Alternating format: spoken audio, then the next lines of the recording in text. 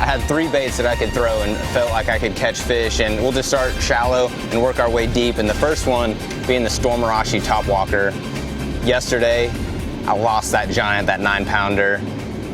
To get it out of my head, I went to the bank and I caught a 5-pounder on this top walker. I wade fish in every single day in my bag on this bait. So it's been a huge key for me, especially in the morning time, where I've been able to kind of change things up, go back and forth, deep and shallow in the same general area, and capitalize on those big bites and those big fish that are up and feeding early. You know, there are a lot of just kind of immediate post spawners that are trying to get a big meal before they transition to the next places that I'm fishing, and that's those brush piles and those drops with a good big timber right outside of those spawning areas before they get to the summer places. So they're kind of in between.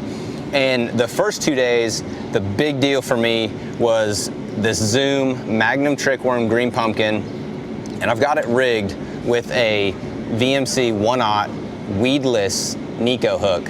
So that's been a huge key, because I can bring this bait right through all that brush, right through the standing timber, and get those bites. So that's been a huge key, and I've got it rigged with a 3/32 ounce VMC mushroom head, and then the little VMC rubber band deal there. So first 2 days, that was the deal. That's what I caught my 8.4 on the first day, first fish of the whole tournament.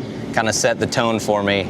And when that wasn't working, the third key bait for me has been this Zoom Old Monster worm in plum.